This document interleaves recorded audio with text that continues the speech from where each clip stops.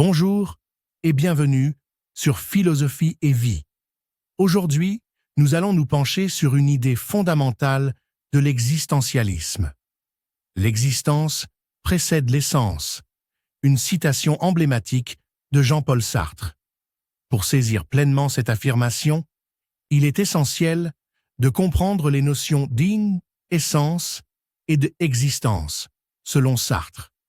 Traditionnellement, dans la philosophie classique, on pense que l'essence précède l'existence. Prenons l'exemple d'un objet manufacturé, comme un couteau. Le couteau est conçu avec une essence. Il a été fabriqué avec un but précis, celui de couper. Son essence, donc sa fonction et sa nature, est déterminée avant même que le couteau ne soit fabriqué. C'est la même chose pour les objets, et même pour certaines conceptions philosophiques sur l'être humain dans l'Antiquité.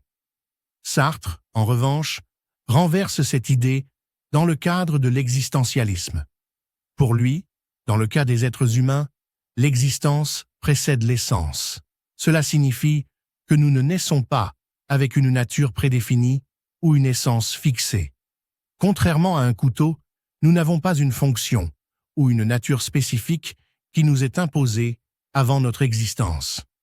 En d'autres termes, nous venons au monde sans une essence préexistante qui définirait ce que nous devons être ou faire. Selon Sartre, il est uniquement à travers nos actions et nos choix que nous déterminons notre essence.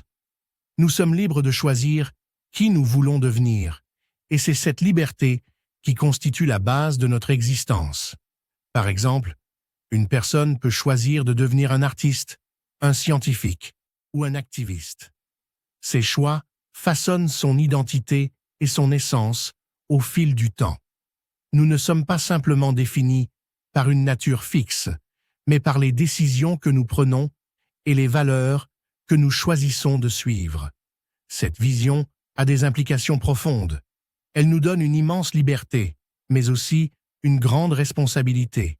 Si nous sommes responsables de créer notre propre essence, alors nous devons assumer la responsabilité de nos actions et de leurs conséquences. Il n'y a pas de destin ou de nature humaine prédéterminée qui guide nos vies. C'est nous qui donnons un sens à notre existence.